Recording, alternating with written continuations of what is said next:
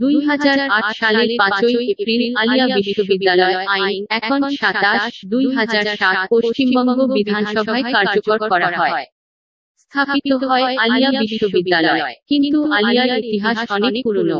বিভিন্ন সরকারি নথিপত্র এর নানান নাম পাওয়া যায় ক্যালকাটা মোহামেডান কলেজ বা ক্যালকাটা মাদ্রাসা অথবা আলিয়া মাদ্রাসা। স্থাপন করেন তৎকালীন British governor general Warren Hastings. 1780 সালে কলকাতার কয়েকজন মুসলমান ব্যক্তির অনুরোধে তিনি এই উদ্যোগ নেন। আলিয়ার দীর্ঘ ইতিহাসের উপর সামান্য আলোকপাত করলেই এর সামাজিক ও সাংস্কৃতিক গুরুত্বের আভাস মিলবে। আলিয়া হল দেশের প্রথম সরকার প্রতিষ্ঠিত শিক্ষা প্রতিষ্ঠান। মুখ্য উদ্দেশ্য ছিল মুসলমান পরিবারের ছেলেমেয়েদের আরবি, ফার্সি ও মুসলিম আইন সম্পর্কে শিক্ষিত করা যাতে তারা সরকারি রাজস্ব ও আইন দপ্তরে চাকুরির সুযোগ পায়। কিন্তু শিক্ষা প্রতিষ্ঠানটি স্থাপনের এক যুগের মধ্যে অঙ্ক, বিজ্ঞানের মতন বিষয়গুলি পাঠ্যসূচির মধ্যে অন্তর্ভুক্ত হয়। পাশাপাশি আইন, ধর্মতত্ত্ব, দর্শন, যুক্তিবিদ্যা ইত্যাদি তো ছিলই। 1821 সালে মাদ্রাসার বার্ষিক পরীক্ষা হয়। ব্রিটিশ ভারতে প্রথম পরীক্ষাসূচি। 1826 সালে শুরু হয় চিকিৎসা শিক্ষা। 1836 সালে কলকাতায় মেডিকেল কলেজ স্থাপনের পূর্ব পর্যন্ত এখানেই ক্লাস হতো। পরে মাদ্রাসার ছাত্ররা মেডিকেল কলেজে পড়ার সুযোগ পান। 1826 সালে আলিয়া মাদ্রাসায় ইংরেজি পড়ানো শুরু হয়। যদিও ছাত্র সংখ্যা ছিল কম কেননা ফার্সি তখনও সরকারি কাজে চালু ছিল। 1854 সালে অ্যাংলো ফার্সি বিভাগ মাদ্রাসার অধ্যক্ষের সরাসরি তত্ত্বাবধানে শুরু হয়। লাল বৃত্ত। 1857 সালের বিদ্রোহ মুসলমানদের সম্পর্কে ব্রিটিশদের মনোভাব অনেকটা পাল্টে দেয়। আলিয়া মাদ্রাসাকে বন্ধ করে দেবার কথা ভাবনা চিন্তা হয়। তবে 1860 সালে এই চিন্তা বর্জন করে সরকার শিক্ষা প্রতিষ্ঠানটির উন্নয়নের দিকে নজর দেয়। মাদ্রাসা চলতে থাকে। একে একে অনেকগুলি কমিশন তৈরি হয়। তাদের পরামর্শ ব্যবহৃত হয় মাদ্রাসার সংস্কারে। 1884 সালে ডব্লিউ হান্টারের নেতৃত্বে শিক্ষা কমিশনের সুপারিশ গৃহীত হয়। নবাব আব্দুল লতিফ, বিচারপতি সৈয়দ আমির আলী এই সমস্ত সংস্কারকল্পে গুরুত্বপূর্ণ ভূমিকা নিয়েছিলেন। 1896 সালে এলিয়ট হস্টেল স্থাপিত হয়। এটি তৈরি হয় জনসাধারণের কাছ থেকে অর্থ সংগ্রহ করে। 1902 সালে তৈরি হল মুসলিম ইনস্টিটিউট কলকাতা মাদ্রাসার অংশ হিসেবে। বিংশ শতকেও মাদ্রাসা শিক্ষা, বিশেষত আলিয়া মাদ্রাসার সিলেবাস, পঠন পাঠন সহ সার্বিক উন্নতিকল্পে একাধিক কমিটি অথবা কমিশন তৈরি হয়েছে। 1915, 1923, 1931, 1938, 40, 1946 সালে এগুলি কাজ করেছে। 1947 সালের দেশভাগ অবশ্য আলিয়া মাদ্রাসাকে সংকটের মধ্যে ঠেলে দেয়। সেপারেশন কাউন্সিলের সুপারিশ অনুযায়ী আলিয়া মাদ্রাসার যাবতীয় বইপত্র, নথিপত্র, পান্ডুলিপি, সম্পত্তি ঢাকা মাদ্রাসায় স্থানান্তরিত হয়। কিন্তু স্বাধীন ভারতের প্রথম শিক্ষামন্ত্রীর মৌলানা আবুল কালাম আজাদের উদ্যোগে আবার কলকাতার আলিয়া মাদ্রাসার পরিকাঠামো পুনর্গঠিত হয়।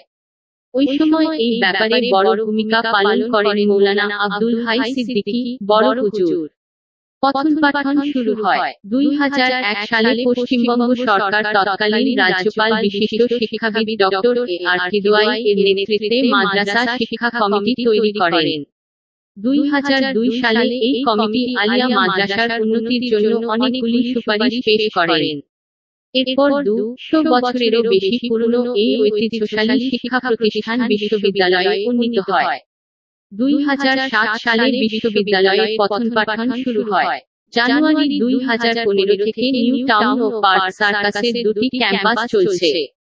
চিরাচরিত শিক্ষার পাশাপাশি আধুনিক প্রযুক্তি নির্ভর শিক্ষাও এখানে দেওয়া হয়। দক্ষিণ এশিয়ার অন্যতম প্রাচীন ইসলামিক শিক্ষা প্রতিষ্ঠান হিসেবে আলিয়া পরিচিত। কিন্তু এই মুহূর্তে কিছু স্বার্থান্বেষী মহলের বিশেষত শাসক দলের প্রভাবশালী অংশের বিশ্ববিদ্যালয়ের জমি দখলের অপচেষ্টায় বিশ্ববিদ্যালয়ে অচলাবস্থা সৃষ্টি হয়েছে।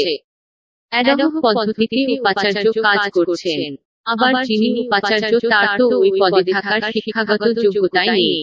তাহলে রাজ্যের মুখ্যমন্ত্রী, যিনি ফের সংখ্যালঘু দপ্তরের দায়িত্ব নিয়ে নিলেন কয়েকদিন আগে, এই বিষয়টিতে কিভাবে সায় দিলেন? শুরুতে বিশ্ববিদ্যালয়ে 297 জনের শিক্ষক পদ তৈরি হয়েছিল। তার মধ্যে এখন পর্যন্ত 172 জন শিক্ষক নিযুক্ত হয়েছেন। 125টি শূন্যপদ রয়েছে। গত 11 বছরে মাত্র 38 জন অধ্যাপক নিয়োগ করেছে রাজ্য সরকার। নতুন কোন বিভাগ খোলার বিষয়েও কোন উদ্যোগ নেই। ইউজিসি অনুমোদন ছাড়া বিশ্ববিদ্যালয় চলে না। 3 বছর অন্তর শিক্ষা প্রতিষ্ঠানের মান খতিয়ে দেখতে ন্যাক ভিজিট আবশ্যিক। কিন্তু আলিয়ার ক্ষেত্রে 4 বছর অতিক্রান্ত। এখানে ন্যাক ভিজিট হয়নি। আমরা জানি বিধানচন্দ্র কৃষি বিদ্যালয়ে ন্যাক ভিজিট না হওয়ার জন্য ইউজিসি অনুমোদন বাতিল হয়ে গিয়েছিল। আলিয়ার ক্ষেত্রেও কি এই ঘটনা ঘটতে চলেছে? আশঙ্কা থেকে যাচ্ছে। লাল বৃত্ত বিশ্ববিদ্যালয়ে হোস্টেল সংকট প্রকট। প্রায় 7,000 পড়ুয়ার বেশিরভাগই আসেন রাজ্যের অনেক দূরবর্তী জেলাগুলি থেকে। মাত্র হাজার খানেকের কিছু বেশি হোস্টেলে জায়গা পায়। কলকাতার পার্ক সার্কাস অঞ্চলে চিত্তরঞ্জন হাসপাতালের পাশে বিশ্ববিদ্যালয়ের একটি জমি আছে হোস্টেল ও খেলার মাঠের জন্য। সেই জমি বেদখলের চক্রান্ত চলছে। সংখ্যালঘু শিক্ষা প্রতিষ্ঠানকে ধ্বংস করে দেওয়া হচ্ছে আরএসএস বিজেপির এজেন্ডা। সেই এজেন্ডাকে রূপায়ণের দায়িত্ব এই রাজ্যে তৃণমূল কংগ্রেস সরকার নিয়েছে। তাই এই বঞ্চনা, অনীহা। আমরা মনে করি সংকীর্ণ রাজনৈতিক স্বার্থের ঊর্ধ্বে উঠে ঐতিহ্যশালী আলিয়া বিশ্ববিদ্যালয়কে রক্ষা করার দায়িত্ব আমাদের সকলের রয়েছে। সরকারে থাকার জন্য তৃণমূল কংগ্রেসের দায়িত্ব অনেক বেশি। গৌরবান্বিত ইতিহাস যাতে ম্লান না হয়, সেই দিকে রাজ্যের মুখ্যমন্ত্রীকে নজর দেওয়ার অনুরোধ করছি। আলিয়া বিশ্ববিদ্যালয়ের ইতিবাচক সার্বিক উন্নয়নের জন্য আমরা লড়াই আন্দোলন করে যাব।